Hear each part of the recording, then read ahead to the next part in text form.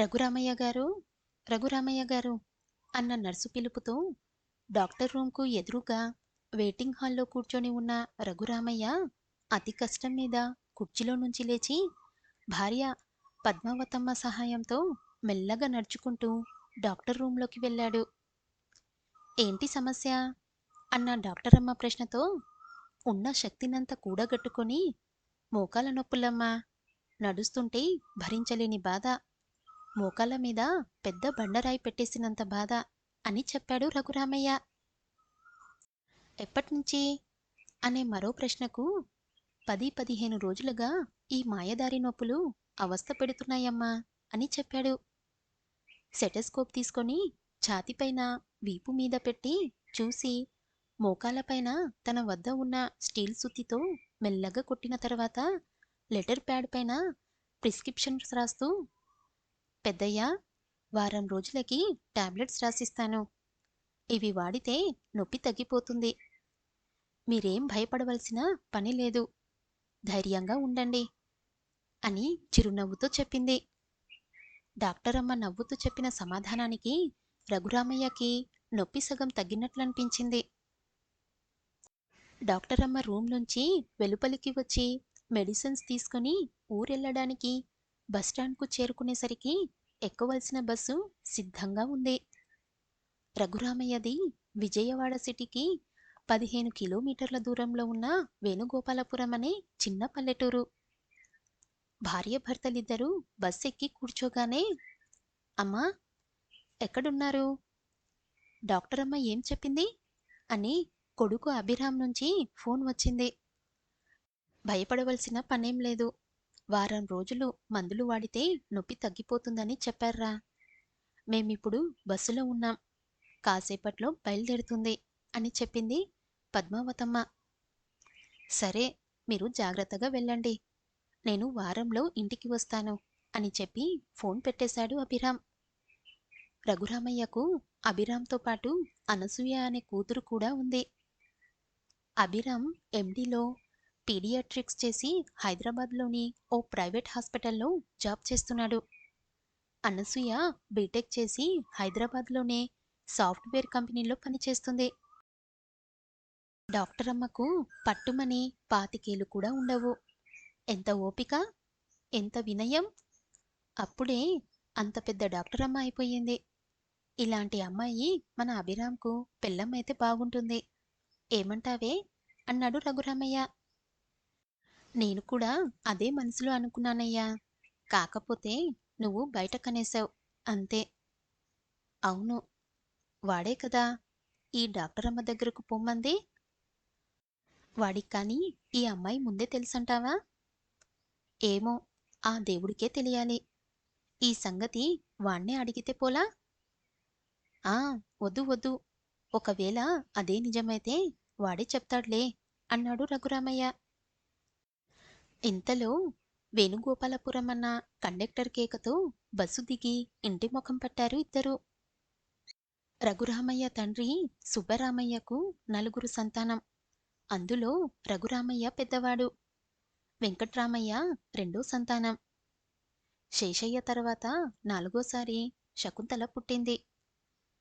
రఘురామయ్య, వెంకట్రామయ్యలకు చదువు సరిగా అబ్బకపోవడంతో వ్యవసాయంలో తండ్రికి సహాయంగా ఉండిపోయారు.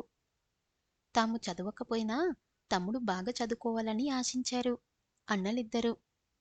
అందులోనూ శేషయ్యకు చదువు మీద ఆసక్తి ఉండటంతో అతన్ని పోస్ట్ గ్రాడ్యుయేషన్స్ వరకు చదివించారు.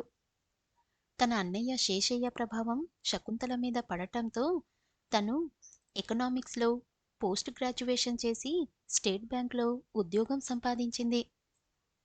శేషయ్యకు కూడా జూనియర్ కాలేజ్లో ఇంగ్లీష్ లెక్చరర్గా సెలెక్ట్ అయ్యాడు. వీళ్ళిద్దరి ఉద్యోగాలు రావడానికి 3 ఏళ్ల ముందే రఘురామయ్యకు, వెంకట్రామయ్యకు పెళ్లిళ్ళయ్యాయి. తండ్రి సుబ్బరామయ్య పెళ్లి ప్రస్తావన తెచ్చిన సందర్భంలో పీజీలో తన క్లాస్మేట్ శ్రీనివాస్ను ప్రేమించానని, అతన్నే పెళ్లి చేసుకుంటానని చెప్పింది శకుంతల. ప్రేమ వివాహానికి ఇంట్లో వాళ్ళు నిరాకరించడంతో ఇంట్లో నుంచి వెళ్ళిపోయి శ్రీనివాస్ను గుడిలో పెళ్లి చేసుకుంది. పెళ్లి బట్టలతో ఇంటికి వెళ్లిన దంపతులను గుమ్మం దాటి లోపలకు రావద్దని తండ్రి ఆగ్రహంగా చెప్పడంతో అక్కడ్నుంచే వెనుతిరిగింది. అప్పటినుంచి పుట్టింటికి దూరమైంది. తనకు ఇష్టం లేని పెళ్లి చేసుకున్న శకుంతల ఇంట్లోకి వస్తే తాను ఆత్మహత్య చేసుకుంటానని సుబ్బరామయ్య తేల్చి చెప్పడంతో అన్నదమ్ములు ముగ్గురు మౌనంగా ఉండిపోయారు. శేషయ్య ఇంట్లో వాళ్ళు కుదిర్చిన సంబంధాన్నే పెళ్లి చేసుకున్నప్పటికీ భార్య మాటలు విని ఆస్తి పంపకాలు చెయ్యాలని పట్టుపట్టడంతో అప్పటి వరకు కలిసిమెలిసి ఉన్న ఉమ్మడి కుటుంబంలో కలతలు ప్రారంభమయ్యాయి. తన కూతురు పెళ్లి వ్యవహారానికే సగం చచ్చిపోయిన సుబ్బరామయ్య ఆస్తి తగాదాలు కూడా తోడవడంతో మానసికంగా పూర్తిగా కుంగిపోయి మంచాన పడ్డాడు. ఆస్తి పంపకాల తర్వాత శేషయ్య కూడా తన కుటుంబంతో తెగతెంపులు చేసుకొని పట్టణానికి వెళ్ళిపోయాడు. వెంకట్రామయ్యకు సంతానం లేకపోవడంతో తన భాగానికి వచ్చిన పొలాన్ని కూడా రఘురామయ్యకే ఇచ్చేసి అతనితో పాటే కలిసి ఒకే ఇంట్లో ఉంటున్నాడు. శేషయ్య ఇంట్లో నుంచి వెళ్ళిన ఏడాదికే సుబ్బరామయ్య చనిపోయాడు. తండ్రి చనిపోయిన విషయం అన్నయ్యల ద్వారా తెలుసుకున్న శేషయ్య అంత్యక్రియలు చూసుకొని ఆ సాయంత్రానికే తిరిగి వెళ్ళాడు. తర్వాత కర్మకాండులకు కూడా హాజరు కాలేదు. శకుంతల గురించి ఆరా తీసినా ఆచూకీ లభించకపోవడంతో మిన్నకుండిపోయారు రఘురామయ్య, వెంకట్రామయ్య. హలో అభిరామ్, మీ నాన్నగారి ఆరోగ్యానికి పెద్ద ప్రమాదమేమీ లేదు. 15 రోజులు మోకాళ్ళపైన ఎక్కువ ప్రెజర్ లేకుండా చూసుకోవాలి. బరువు ఎక్కువ వేయకుండా జాగ్రత్త పడితే చాలు. Don't worry about that issue అని ఫోన్ చేసి చెప్పింది అలఖ్య. అలఖ్య, నేను విజయవాడకు ఈ వారంలోనే వస్తున్నాను. వచ్చే ముందు ఫోన్ చేస్తాను. ఇద్దరం కలిసి కనకదుర్గమ్మ అమ్మవారి ఆలయానికి వెళ్దాం. నీకు ఉద్యోగం వచ్చి 3 మాసాలైనా నాకు ట్రీట్ ఇవ్వలేదు. మహాన్భావా, నాకు ఉద్యోగం వచ్చిన తర్వాత అసలు మనం ఎప్పుడు కలిశాం? నేను నీకు ట్రీట్ ఇవ్వడానికి? సరదాగా అన్నానులే. సరే, నాకు ఇక్కడ పేషెంట్స్ వెయిటింగ్లో ఉన్నారు. I will call you later. అబ్బా, ఇక్కడేదో నేను ఖాళీగా ఉన్నట్టు. నేను నీకంటే బిజీ తెలుసా? సారీ మేడం, ఏదో పొరపాటుగా అనేశాను. Okay, bye Alakhya. హలో, ఒక్క విషయం. ఇంతకు మునుపే మా నాన్న అర్జెంటుగా హైదరాబాద్ రమ్మని ఫోన్ చేశాడు. ఈ సాయంత్రమే బయలుదేరుతున్నా. ఇంత సడన్గా మీ నాన్నగారు రమ్మన్నారంటే పెళ్లి విషయమే అయి ఉంటుందేమో. అలఖ్య, ఏమో అభిరామ్, నాకు అదే టెన్షన్గా ఉంది. ఏమీ కాదు, ధైర్యంగా చెప్పే. నేను ఈసారి ఊరెళ్ళినప్పుడు ఇంట్లో చెప్పేస్తాను. All the best Alakhya. Okay, bye Abhiram. Bye Alakhya. Abhiram third year MBBS చదివేటప్పుడు ఫస్ట్ ఇయర్లో జాయిన్ అయ్యింది అలఖ్య. కాలేజీలో ర్యాగింగ్ బ్యాన్ అయినప్పటికీ సెకండ్ ఇయర్ చదువుతున్న ఓ స్టూడెంట్ తరచూ అలఖ్యను ఇబ్బంది పెడుతుండటంతో తనకి వార్నింగ్ ఇచ్చాడు అభిరామ్. అప్పటి నుంచి అలఖ్య జోలికి రానే లేదతను. అలా పరిచయమైన అలఖ్య కనపడినప్పుడల్లా నవ్వడం, లైబ్రరీలోనూ తారాసపడినప్పుడు మాట్లాడటం చేసేది. పరిచయం కాస్త స్నేహంగా మారింది. అభిరామ్ ఫైనల్ ఇయర్కి వచ్చే సమయానికి వారి మధ్య స్నేహం ప్రేమగా రూపాంతరం చెందింది. తర్వాత అభిరామ్ ఉస్మానియాలో పీడియాట్రిక్స్లో పీజీ చేశాడు. 2 ఏళ్ల తర్వాత అలఖ్య అదే కాలేజీలో ఆర్థోపెడిక్స్లో పీజీ చేసింది. అభిరామ్ కూడా కోర్స్ని పూర్తి చేసిన వెంటనే హైదరాబాద్లోని ఓ ప్రముఖ హాస్పిటల్లో మంచి ఆఫర్ రావడంతో జాయిన్ అయ్యాడు. అలఖ్య కూడా కోర్సు కంప్లీట్ అయిన తర్వాత విజయవాడలోని ఓ ప్రైవేట్ హాస్పిటల్లో జాయిన్ అయ్యింది. అలఖ్య విజయవాడ నుంచి ఇంటికి వచ్చిన సాయంత్రం బాల్కనీలో సోఫాలో కూర్చొని ఏదో పుస్తకం చదువుకుంటున్న నాన్న శ్రీనివాస్ దగ్గరకు వచ్చి టీ అందించింది. అమ్మా అలఖ్య, నీతో ఓ విషయం మాట్లాడాలి. ఇలా కూర్చో అన్నాడు ఎదురుగా ఉన్న కుర్చీ చూపించి. ఏంటి నాన్నా, చెప్పండి అంది కుర్చీలో కూర్చొని, "ఏం లేదమ్మా, నీ పెళ్లి విషయం. నీలాగే ఎండీఆర్‌తో చేసిన డాక్టర్ హైదరాబాద్‌లో ఓ ప్రైవేట్ హాస్పిటల్‌లో జాబ్ చేస్తున్నాడంట. జీతం నెలకి 2,00,000 వస్తుందంట. మంచి కుటుంబమంట. వాళ్ళ అమ్మ నాన్నలు కూడా డాక్టర్లేనట. నా కొలీగ్ విశ్వనాథం చెప్పాడు. నువ్వు సరే అంటే మాట్లాడతాను. బాగా ఆలోచించుకొని నీ నిర్ణయం చెప్పు" అన్నాడు శ్రీనివాస్. అలక్య కాసేపు మౌనం వహించింది. ఆ మౌనంలో తన ప్రతిపాదన ఇష్టం లేదనే విషయం గమనించాడు శ్రీనివాస్.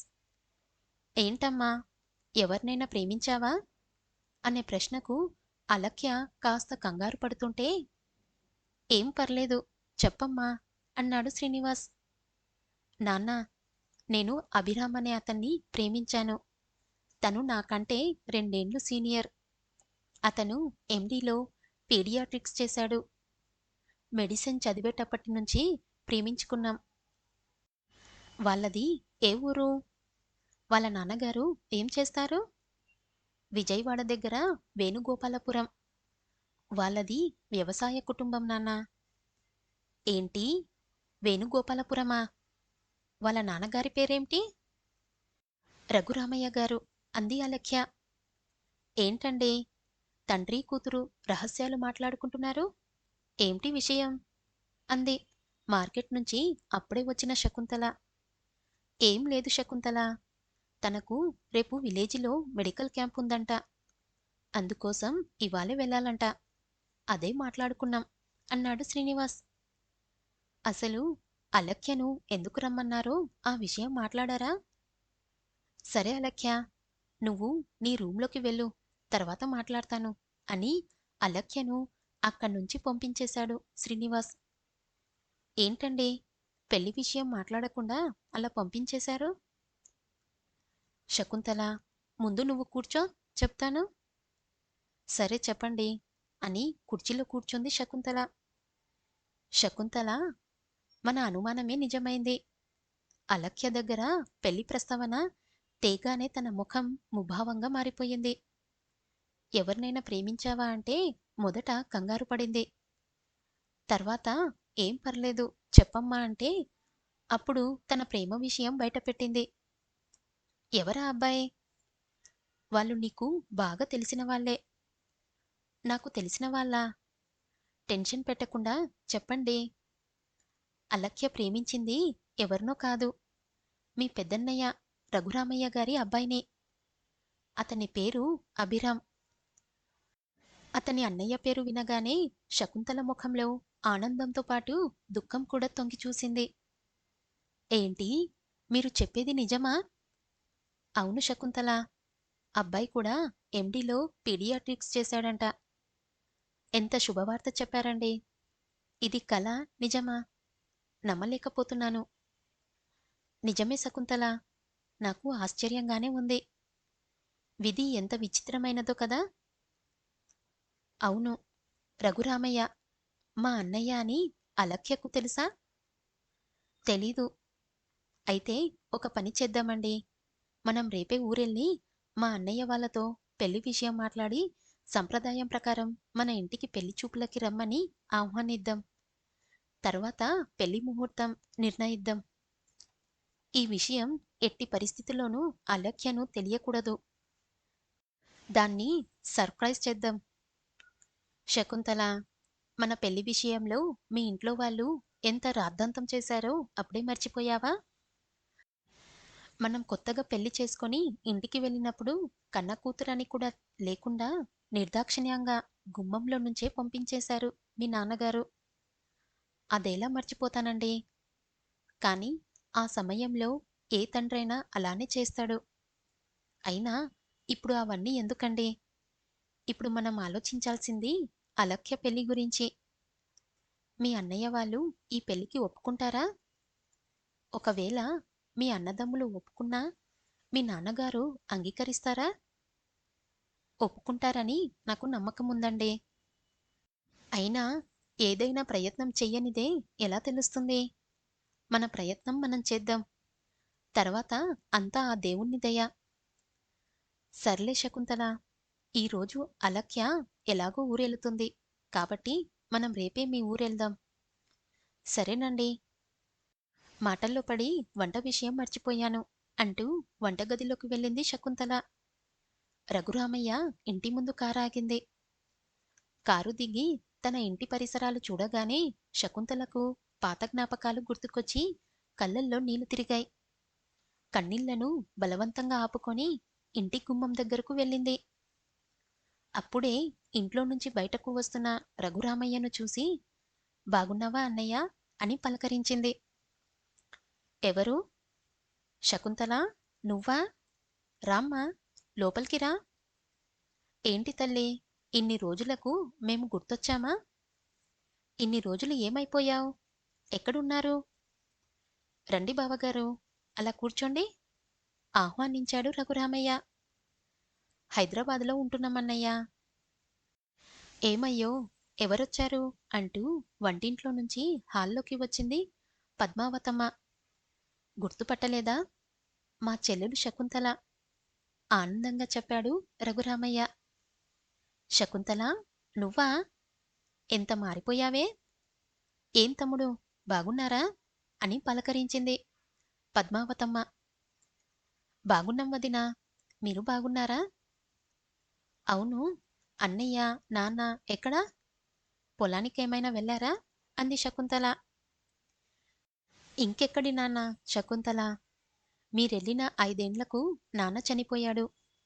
నీకోసం ఎంత విచారించినా నీ ఆచూకీ తెలియకపోవడంతో నాన్న చనిపోయిన విషయం నీకు చెప్పలేకపోయాం. నాన్న చనిపోయాడనే విషయం తెలియగానే శకుంతల దుఃఖాన్ని ఆపుకోలేకపోయింది. అన్నయ్యను పట్టుకొని వలవలా ఏడ్చింది. రఘురామయ్యతో పాటు పద్మావతికి కూడా కళ్ళు చెమర్చాయి. శకుంతలను ఓదార్చడానికి కాస్త ఎక్కువ సమయమే పట్టింది శ్రీనివాస్కు. అమ్మా శకుంతల, పిల్లలెంతమంది? ఏం చేస్తున్నారు? ఒకే అమ్మాయి అన్నయ్య.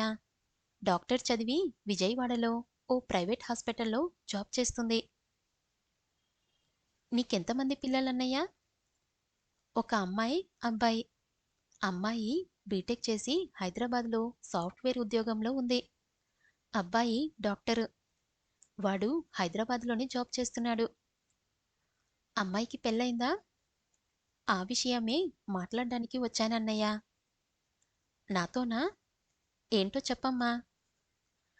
మా అమ్మాయి అలక్య, మీ అబ్బాయి అభిరామ్ ప్రేమించుకున్నారంట. ఈ విషయం మాకు నిన్ననే తెలిసింది. అలక్య దగ్గర పెళ్లి ప్రస్తావన తెచ్చినప్పుడు చెప్పింది. ఏంటి, అభిరామ్ ప్రేమించాడా? మీ అమ్మాయి పేరు ఏమని చెప్పావ్? అలక్య అన్నయ్య. అమ్మాయి పని చేసేది విజయవాడ అపోలో హాస్పిటల్లేనా? అవునన్నయ్య.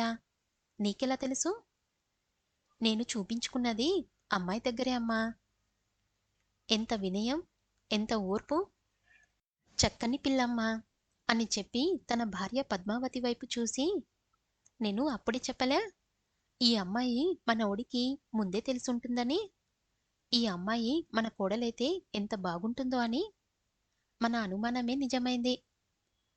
అవును శకుంతల, ఈయనకి మోకాల నొప్పులు ఎక్కువగా ఉంటే మీ అమ్మాయి దగ్గరికే పొమ్మన్నాడు మా ఓడు అని చెప్పింది పద్మావతి. అవునా? మనం అన్నా చెల్లెలమని వాళ్లకు తెలియదు అన్నయ్య. మీకు మా అమ్మాయిని కోడలిగా చేసుకోవడం ఇష్టమైతే వాళ్ళ పెళ్లి జరిపిద్దాం అంది శకుంతల. ఎంత మాట తల్లి, నా బంగారు తల్లి. బిడ్డను చేసుకోవడం కంటే నాకు భాగ్యమేముందమ్మా. లక్షణంగా వాళ్ళ పెళ్లి జరిపిద్దాం అని రఘురామయ్య అనగానే శకుంతల ముఖం పున్నమి చంద్రుల్లా వెలిగిపోయింది. అన్నయ్య, మన పిల్లలకు ఒక సర్ప్రైజ్ ఇద్దాం. పెళ్లి చూపులకు అని చెప్పకుండా అబ్బాయిని మా ఇంటికి తీసుకురండి. అలాగే అమ్మాయికి ఏదో కొత్త సంబంధమని చెప్తాం. అబ్బాయి ఒప్పుకోకపోయినా ఏదో ఒకటి చెప్పి తీసుకురండి అని చెప్పింది శకుంతల. శకుంతల చెప్పిన దానికి సమ్మతించారు రఘురామయ్య దంపతులు. అన్నయ్య, మాటల్లో మర్చిపోయాను. వెంకట్రామయ్య అన్నయ్య, శేషయ్య అన్నయ్య ఎక్కడున్నారు? వెంకట్రామయ్య, వాడి భార్య వెంకటమ్మ పొలం కాడికెళ్లారమ్మా. శేషయ్యకు పెళ్ళైన తర్వాత ఇంటి నుంచి తెగతెంపులు చేసుకొని టౌన్‌కు వెళ్ళిపోయాడు. నాన్న చనిపోయినప్పుడు వచ్చాడు. ఆ తర్వాత మళ్ళీ ఎప్పుడూ కనపడలేదమ్మా. సరే అన్నయ్య, మేం బయలుదేరుతున్నాం. దారిలో పొలం దగ్గర ఆగి అన్నయ్యని, వదినని పలకరించి వెళ్తాం అని చెప్పి బయలుదేరి వచ్చేశారు శకుంతల దంపతులు. అలక్య, పెళ్లివారు వచ్చే టైం అయింది. త్వరగా రెడీ అవ్వమ్మా. అమ్మా, నాకిష్టం లేదని ఎన్నిసార్లు చెప్పినా వినవేంటి? నేను అభిరామ్‌ని తప్ప ఇంకెవర్ని పెళ్లి చేసుకోను. మీ నాన్నగారు ఎవరికో మాట ఇచ్చేశారంట. ఒకసారి చూస్తే పోయేదేముంది? నీకు ఇష్టం లేకుండా బలవంతంగా పెళ్లి చెయ్యం కదా. నా మాట విని రెడీ అవ్వమ్మా అని శకుంతల నచ్చచెప్పడంతో సరే అంది అలక్య. ఇంతలో బయట కారు శబ్దం వినిపించింది. కారు దిగి కాంపౌండ్ వాల్ దాటుకొని రఘురామయ్య దంపతులతో పాటు వస్తున్న అభిరామ్‌ను చూసి ఎంతో సంతోషించి లోపలికి ఆహ్వానించారు శకుంతల, శ్రీనివాస్. హాల్లో ఉన్న సోఫాలో అభిరామ్ కూర్చోగానే అతనికి ఇరువైపులా కూర్చున్నారు రఘురామయ్య దంపతులు. దానికి ఎదురుగా ఉన్న కుర్చీలో శ్రీనివాస్ కూర్చున్నాడు. అలక్యను తీసుకురావడానికి లోపలికి వెళ్ళింది శకుంతల. తల వంచుకొని హాల్లోకి వస్తున్న అలక్యను చూసి, అలక్య, నువ్వా? అమ్మా, నేను ప్రేమించింది ఈ అమ్మాయినే అని బిగ్గరంగా అరిచాడు అభిరామ్. ఆ అరుపులతో ఉలిక్కిపడి తల పైకెత్తి చూసింది. ఎదురుగా కుర్చీలో కూర్చొని ఉన్న అభిరామ్‌ను చూసి, అభిరామ్, నువ్వా? అంటూ అమ్మా నాన్న వైపు చూసింది అలక్య. శకుంతల, శ్రీనివాస్, అభిరామ్ తల్లిదండ్రులు నవ్వుకోవడం చూసి అలక్య, అభిరామ్ ఇద్దరూ ఆశ్చర్యపోయారు. అమ్మా, వీళ్ళు మీకు ముందే తెలుసా? అడిగింది అలక్య. తెలుసమ్మా. నువ్వు ప్రేమించింది ఎవరినో కాదు, మా అన్నయ్య గారి అబ్బాయినే. ఈ విషయం మీ నాన్నగారే చెప్పారు. నీ వద్ద పెళ్లి ప్రస్తావన తెచ్చినప్పుడు నువ్వే చెప్పావంట కదా. అందుకే నువ్వు విజయవాడకు వెళ్ళిన మరుసటి రోజే మా ఊరెళ్ళి మా అన్నయ్యతో మాట్లాడి ఈ పెళ్లి చూపులు ఏర్పాటు చేశాం. నిన్ను సర్ప్రైజ్ చెయ్యాలని నీతో చెప్పలేదు. తర్వాత అలక్య రఘురామయ్య దంపతుల దగ్గరకు వెళ్ళి పాదాలకు నమస్కరించి, మామయ్య, మోకాల నొప్పులు తగ్గాయా అని పలకరించింది. గడుసుపిల్ల, అప్పుడే వరుస కలిపేసింది అంటూ నవ్వేసింది పద్మావతమ్మ. బంగారు తల్లి, ఆ రోజు నువ్వు నవ్వుతూ చెప్పిన మాటకే నాకు సగం జబ్బు తగ్గిపోయిందమ్మా. నువ్విచ్చిన మందులతో ముప్పావు తగ్గింది. ఇప్పుడు నువ్వు నా కోడలివి అవుతున్నావన్న ఆనందంతో పూర్తిగా తగ్గిపోయిందమ్మా అని రఘురామయ్య అనడంతో అందరూ హాయిగా నవ్వుకున్నారు. తర్వాత శకుంతల తన అన్న వదినలను వేరే గదిలోకి పిలిచి, అన్నయ్య, ఇలా చెప్తున్నానని ఏమీ అనుకోవద్దు. ఎంత దగ్గరి సంబంధమైనా అమ్మాయిని ఊరికే పంపలేం కదా. కట్న కానుకలు ఎంత ఇవ్వమంటారు అని అడిగింది. చూడు శకుంతల, ఇన్నాళ్ళు దూరంగా ఉన్న నువ్వు మాకు దగ్గరవ్వటంతో పాటు అపరంజి బొమ్మలాంటి అమ్మాయిని మా ఇంటి కోడలిగా పంపిస్తున్నావు. ఇంతకన్నా ఏం కావాలమ్మా? అలక్యనే మీరు మాకిచ్చే కోట్ల విలువైన కట్నం అన్నాడు రఘురామయ్య. ఆ మాటలతో తన అన్నయ్య పాదలకు నమస్కరిస్తుండగా శకుంతల కంటి నుంచి ఆనంద బాష్పాలు జాలువారాయి. ఈ సన్నివేశాన్ని ఆ గది కిట్కున్న కట్టెన్ వెనుక నుంచి చాటుగా చూస్తున్న అభిరామ్, అలక్యల ఆనందానికి అవధులు లేవు.